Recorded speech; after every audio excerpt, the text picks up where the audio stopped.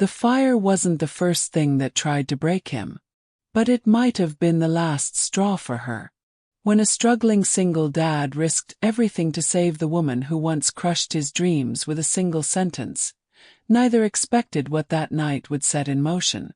This is a story of regret, redemption, and the fire that revealed a truth buried beneath pride and perception.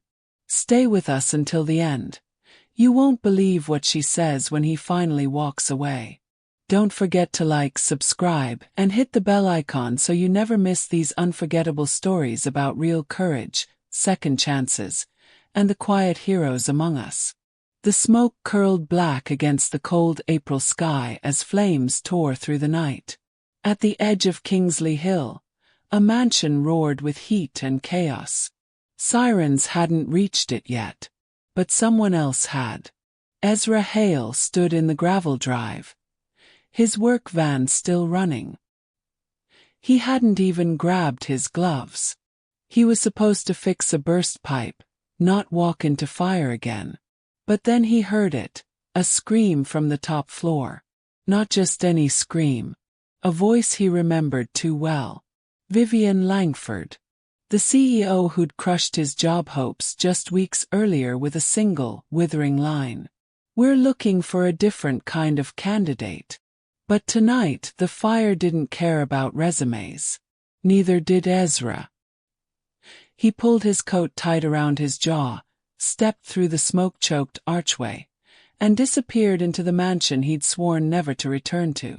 3 weeks earlier, Ezra Hale had waited in the Langford Global lobby, his palms damp.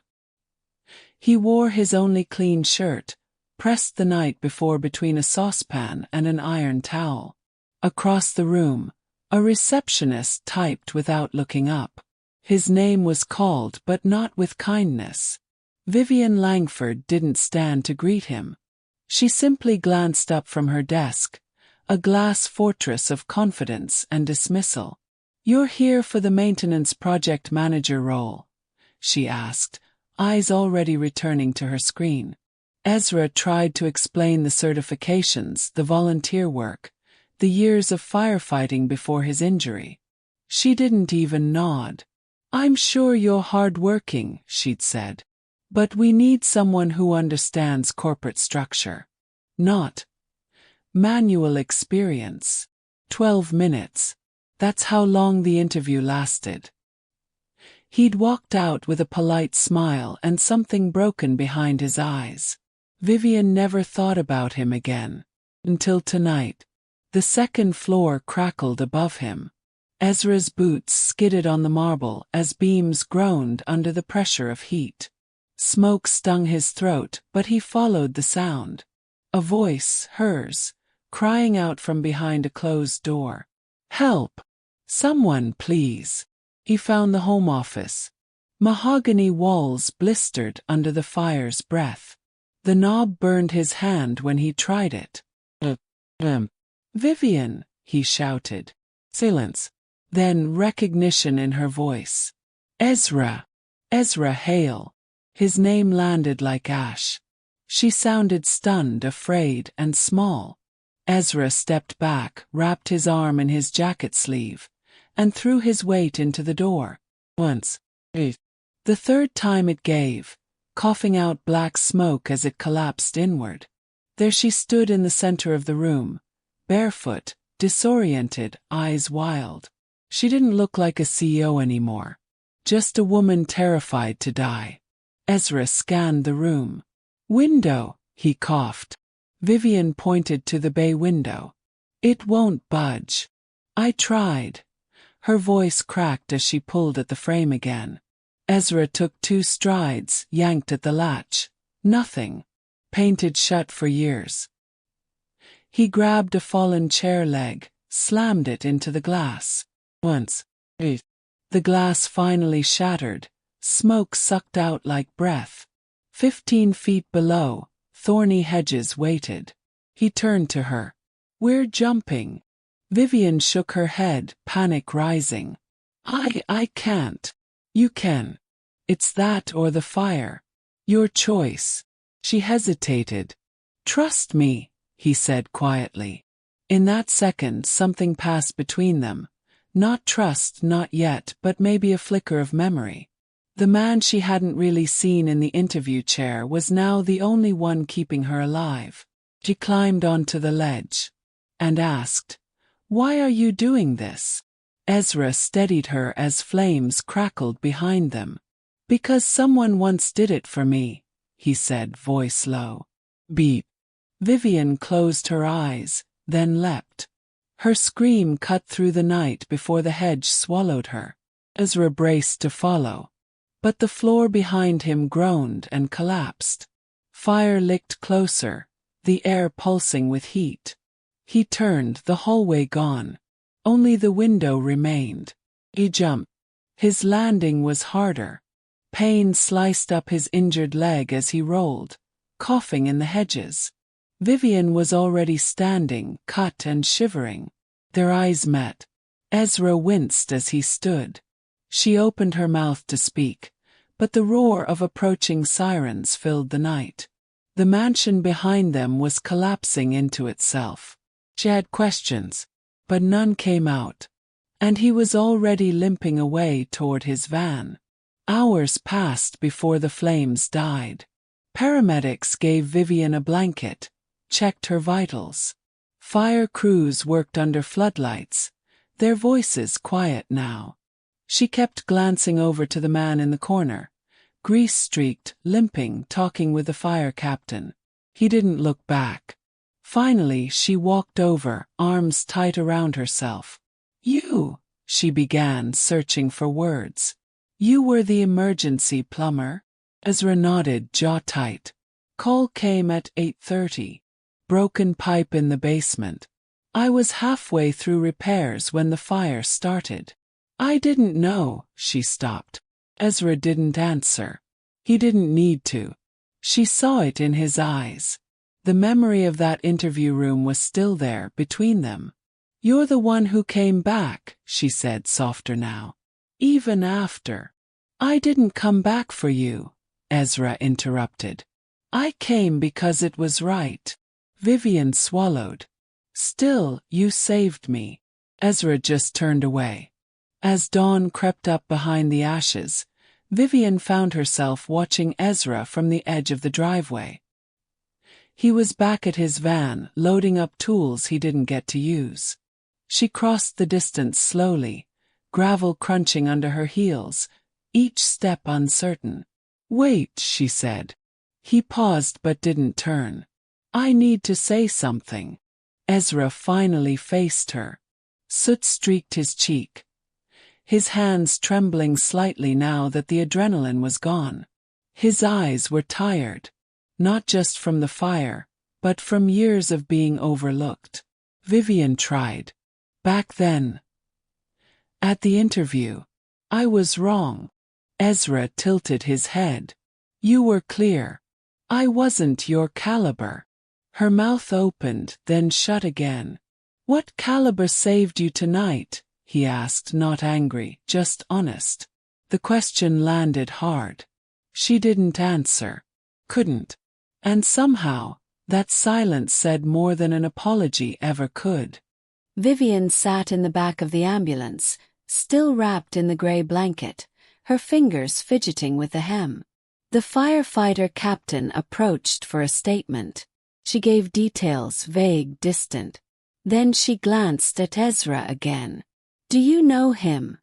the captain asked, following her eyes. "Not well," she replied. But that wasn't true, because the voice that had pulled her out of the fire reminded her of someone else. Someone from long ago. Her late uncle, Evan Langford, had died in a warehouse fire when she was 13. Firefighter. Quiet hero. His voice had been calm like Ezra's. His strength quiet. The kind that didn't demand recognition, but always showed up when it mattered. And tonight, when the world narrowed to flame and fear, Ezra had sounded exactly like him. Vivian didn't know what that meant yet. But something inside her had shifted. 2 days passed. Ezra sat at his kitchen table, across from his daughter, June, age 6, who was coloring ballet slippers on a grocery receipt. Their old heater buzzed near the floor. Soup steamed between them, the quiet a kind of peace. Then his phone rang. Unknown number. "Hello, Ezra. It's Vivian Langford." He froze. His hand tightened around the spoon. "I got your number from the dispatcher list," she said. I wanted to thank you. Not in a parking lot. Properly." Ezra said nothing. "I'm not good at this," she added. "But I'd like to talk. About what happened. About what I said. And about something else." Ezra sighed, looking at June, who was now humming to herself. "Meet me at Cooper's Cafe tomorrow," he said finally. A beat of surprise from her end. "I'll be there," she whispered. Cooper's Cafe was small, tucked between a florist and a laundromat, the kind of place Ezra never imagined meeting someone like her. Vivian arrived in a coat too formal for the place, but her face was bare. No makeup, no mask. Just a woman who had run out of things to hide behind. She sat opposite Ezra. "I wasn't raised like that," she began. "To judge. To dismiss people. But somewhere along the climb, I stopped seeing people as people." Ezra stirred his coffee. "You said something outside the fire," she continued. "Because someone once did it for me." "What did you mean?" Ezra looked up steady. 10 years ago. House fire. I was trapped under the beam. Another firefighter dragged me out. 3rd-degree burns, shattered knee. He never made it." Vivian's face paled. "What was his name?" "Evan Langford." Her hand flew to her mouth. "My uncle," she whispered. Tears welled in her eyes as memories surfaced. Scrapbooks in dusty boxes, the old fireman's helmet on a shelf, and one unopened letter her uncle had written, "For when I'm gone." "I have something I need to show you," she said, digging into her purse. From a side pocket, she pulled a faded envelope. "I never opened it." "Couldn't." "Not until now." Ezra took it gently, unsure. She nodded. "He always said the department had one man he'd trust with his life.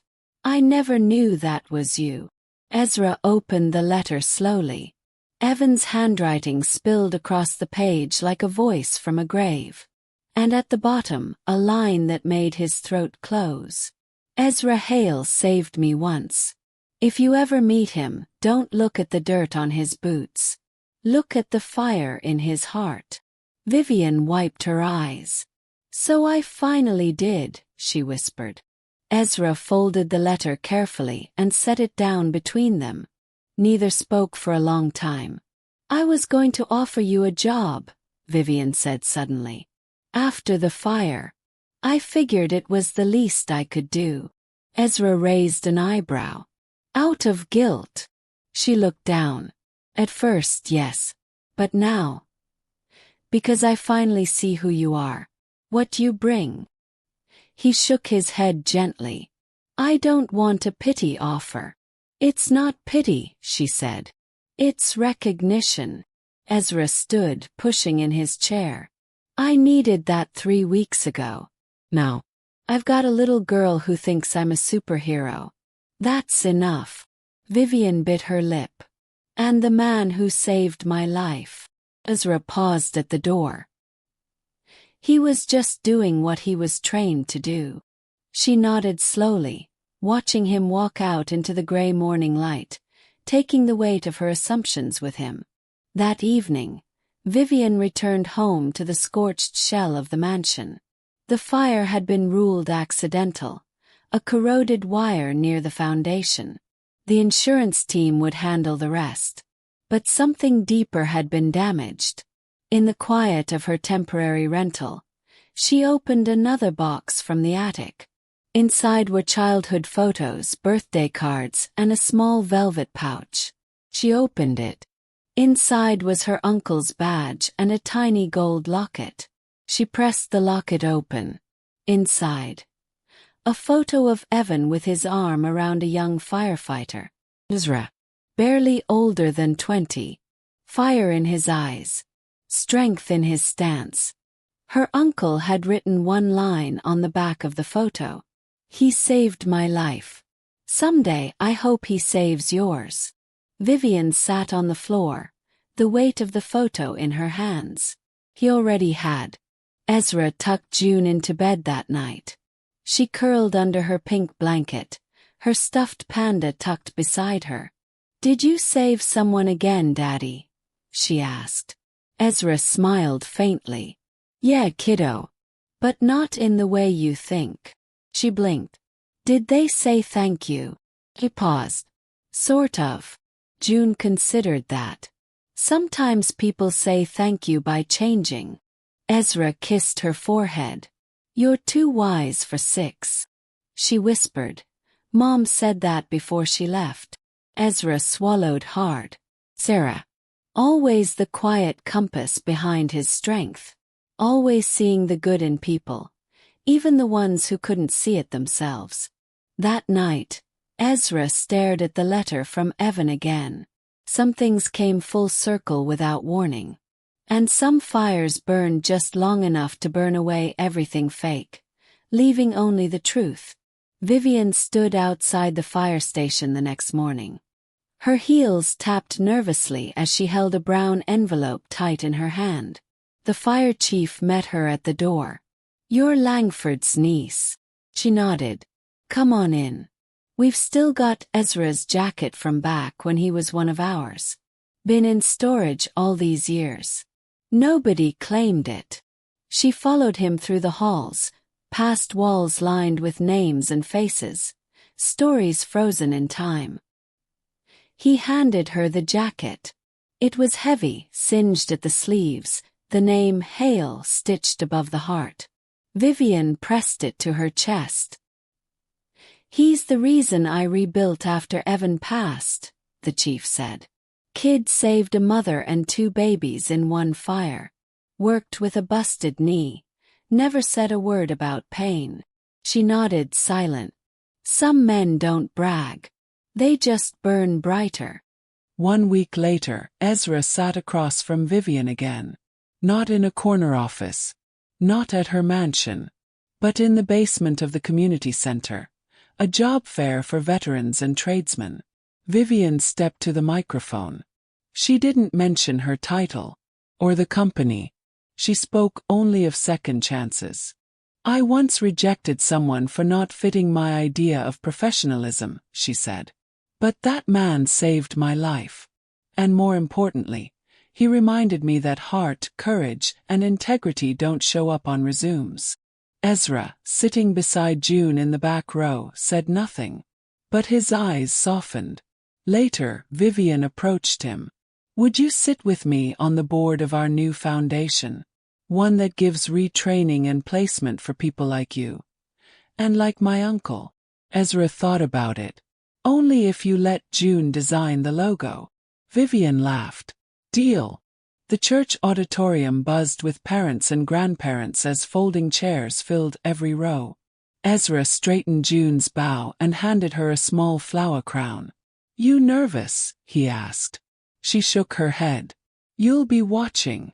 As she took her place on stage, Ezra noticed a woman slipping in quietly near the back, dressed in a soft blue coat, holding a wrapped bouquet. Vivian. She didn't wave, didn't interrupt. She just sat down quietly and waited. When June twirled across the stage, her arms poised and face glowing, Ezra looked at Vivian and saw tears in her eyes. Not sadness, just something pure. When the lights came up, June ran straight to Ezra, who lifted her high. "Did you see me, Daddy?" "Every second," he said. Vivian stepped forward slowly. "You were wonderful." June looked at her. "Are you the lady my daddy saved?" Vivian nodded. "He saved me before the fire." After the recital, Vivian handed Ezra a folded piece of paper. He opened it slowly. It was another letter. Not from Evan this time, but from the fire department's administrative archive. His name. A pension recommendation. Dated 10 years ago. I found this when I requested your old file, Vivian said quietly. It was lost in a clerical shuffle. You qualified for early retirement benefits and training reimbursement after your injury. Ezra's hand trembled. All this time. I'm so sorry, she said. It got buried. But it's yours now. With interest. And we're naming the firefighter scholarship after you. Ezra couldn't speak. The weight of the past decade, the unpaid bills, missed birthdays, unspoken grief, suddenly felt lighter. But Vivian wasn't finished. And there's a note from Evan at the bottom, she said. Ezra read it silently. Don't ever let the world tell you who you are. They'll be wrong. But I never was. 6 months later, the Langford Foundation opened its first training center. A place where former veterans, retired firefighters, and workers from overlooked backgrounds could receive mentorship, skill building, and job placement. Ezra stood at the podium during the ribbon cutting. Not a speech guy, but today he tried. I used to think second chances were for other people, he began. The lucky ones. The ones with clean records, shiny shoes, or private school diplomas. But life taught me that sometimes the fire clears away what wasn't working. So we can start again. He paused, locking eyes with Vivian in the front row. My daughter thinks I'm a hero. But the real hero was the man who saw something in me when no one else did. And the woman who had the courage to admit she was wrong. The room stood in silence. Then thundered with applause. That night, Ezra tucked June in again, her recital crown hanging on the door. She looked sleepily up at him. Did you really save her? Ezra nodded. Yeah. Will she come back again? I think she already has, he said, brushing her hair aside. Downstairs, his old firefighter jacket hung beside a new one, this time embroidered not with hail, but with the name of the foundation he helped build. Vivian had stayed for dinner that night. They talked easily now, laughter replacing the silences that used to stretch too long. She even helped June with her math, though she was terrible at fractions. Somewhere between those evenings and board meetings, something had begun to grow. Not romance, not yet, but trust, a fragile kind of healing. Ezra knew some fires leave scars. But others clear space. So something better can finally take root. Sometimes the people who shut the door on us are the very ones who later hold it open for others, because of who we chose to be, even when no one was watching. Ezra didn't need revenge. He needed to be seen. And when the smoke cleared, he wasn't just the man who saved someone from a fire. He was the man who helped her become someone worth being saved. If this story moved you, don't forget to like, subscribe, and hit that bell icon for more real, redemptive stories that remind us. Dignity never burns away.